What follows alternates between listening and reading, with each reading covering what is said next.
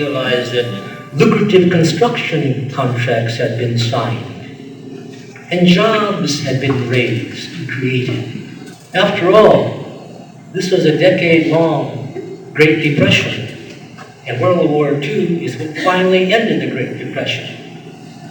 There was a lot at stake economically, financially. The head of the Western Defense Command was an avowed racist with almost no combat experience. He said, "A Jap's a Jap. You can't trust any of them. You can't tell one from the other, so get rid of all of them." The president followed that advice, even though the White House and the Army and the Navy knew by then, 6 months into the war, that there was no military necessity and there was no evidence of Nikkei disloyalty. No one stopped the massive exodus now from the local assembly centers to distant, newly constructed concentration camps throughout the interior United States. Let us remember that what happened to 120,000 Nikkei was a case of ruthless political opportunism with malice aforethought. Let that sink in. It could have ended 6 months after it all started. But jobs were needed. And politicians did not want to go against the tide. That takes us to Chapter 8, Administering the Concentration Camps. I read from pages 21 and 23. A brand new federal bureaucracy was created, the War Relocation Authority, WRA. Inside the relocation centers, as they were officially named, WRA administrators and staff were housed in spacious and well-furnished residential facilities constructed by the prisoners. The prisoners' quarters were crude, austere, black tar paper barracks, 5 families crammed into each barrack. The camps were enclosed by barbed wire fences and guard towers equipped with machine guns and searchlights, and they were all pointed inward. Inside, military police roamed the grounds with orders to shoot anyone trying to escape. In order to monitor, manipulate, and control 120,000 understandably frustrated and angry prisoners, a complex network of informers was recruited by the WRA from among the prisoners. The prisoners privately called those informers Inu and Nezumi. Inu is a Japanese word for dog. Nezumi means mice or rats. To discourage and punish dissident activity, the WRA and their Inu and Nezumi allies employed the threat of isolation, exile, forced labor, public humiliation, and even torture and death. There is still the widespread misconception among a lot of people that things weren't so bad. Everybody had a good time from what my Nisei friends tell me. And that's true, because in many cases, Nisei have kept silent or tried to minimize the business. And that has inadvertently led to the conclusion among many that, I guess it wasn't so bad. They don't want to talk about it, and when they do, they say, hey, it wasn't so bad. I was a kid, had a lot of fun, good times. During the 1970s and 80s, Gardena was a likely home base of an ultra-right-wing group that claimed that the growing movement for redress was a gigantic hoax. And they referred to what these Nisei friends of theirs had said. No big deal. And so this right-wing group went along and in their propaganda, they tried to minimize the growing redress movement. They said that they had sources in the Japanese American community who could refute all this bad stuff that was being going on. This is all just crazy talk. Well, during the Red Scare, remember Senator Joseph McCarthy and how he exploited those scares, and we call it either McCarthyism or Red Scare. They were synonymous. Well, this is a frightening time. The entire nation was reduced to a de facto police state.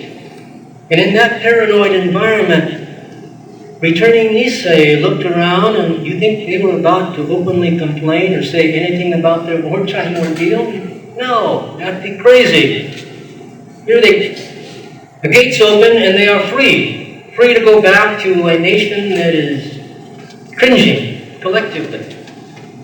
So Nisei suppressed their anger and their bitterness with words such as gaman, Japanese word gaman. Gaman means be patient.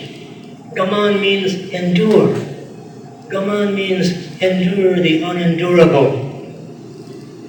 And another word went along with gaman. Shikataganai. Shikataganai, it can't be helped. Shikataganai in Spanish is así es la vida. Such is life. And the French say, c'est la vie. In effect, shikataganai says you can't fight. There's nothing to be done.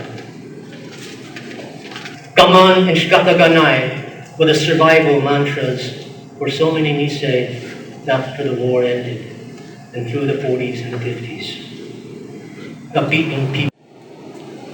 So I close my remarks with a couple of obvious questions. Even if President Obama keeps his promise, what is to prevent any future president from enforcing military necessity or a claim of military necessity? And if the worst case scenario should occur, are we prepared to do our duties as responsible citizens in a participatory democracy? Now we remember that few of our neighbors came to our defense 70 years ago. But are we committed to demanding fair treatment for fellow Americans who are suspected or accused and taken away for indefinite detention? Now, these questions are worth pondering, and even better, they are worth acting upon before we meet again at the next day of remembrance. And in the meantime, to honor the memory of those who are no longer here, let us resolve: no more gaman, no more shikataganai. Instead, never again. And instead, ganbatte, never give up. Thank you.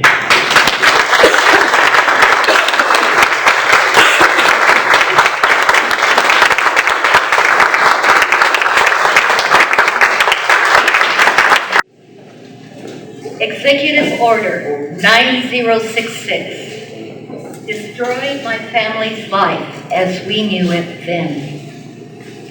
My father had a trucking business.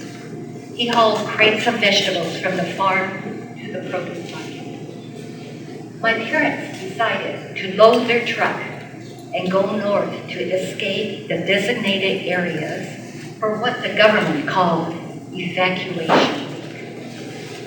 After several months in August 1942, all persons of Japanese ancestry living in the area were forced to leave, taking only what we could carry.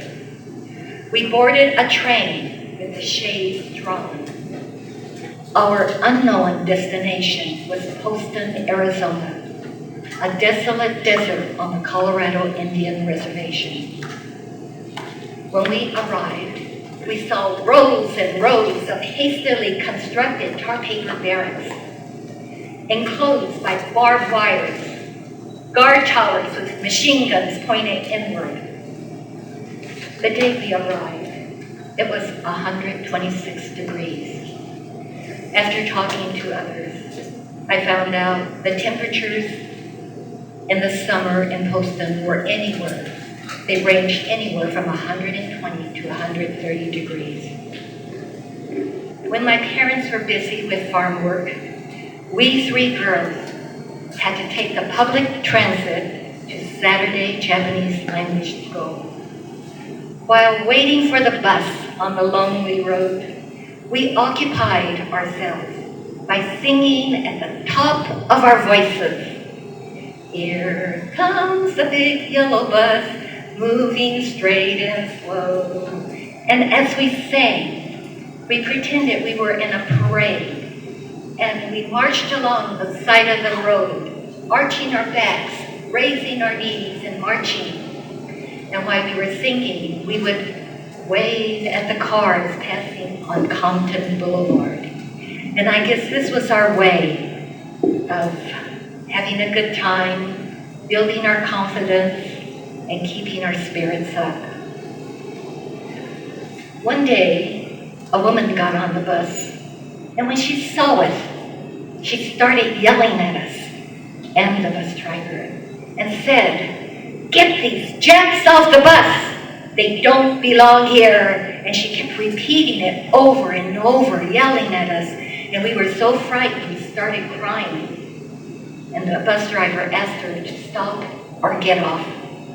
She wouldn't. So the bus driver drove straight to the main bus station in Gardena. They took her off, and then he drove us to the Gardena Buddhist Church for our Japanese language class.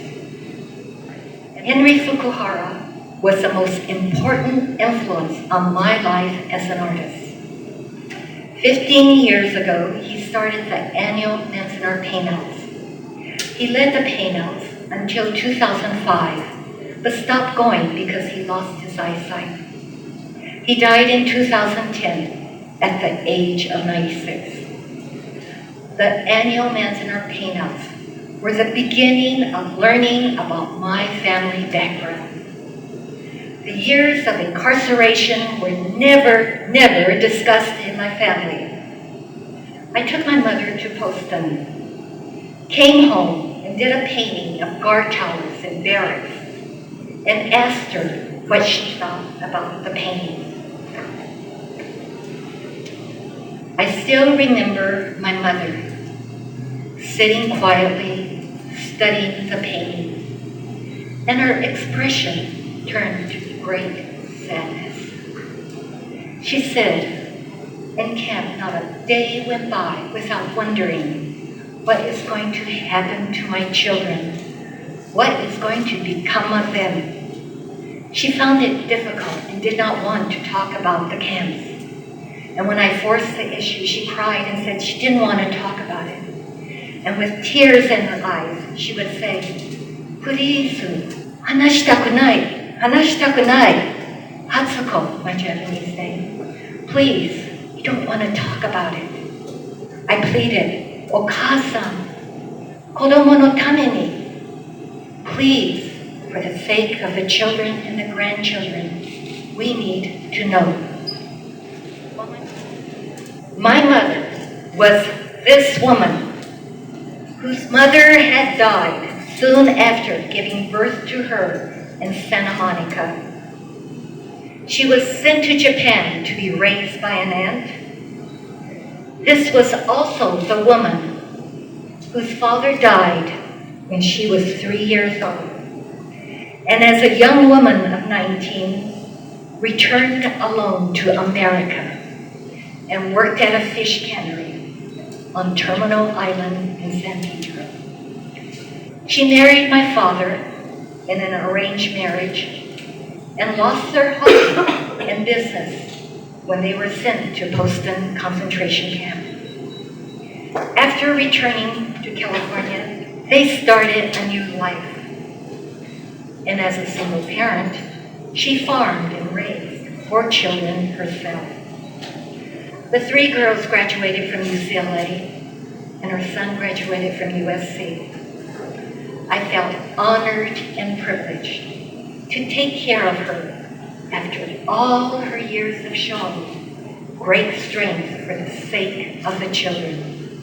Kodomo no tame ni. And so I say, arigatou, Kasa. Thank you.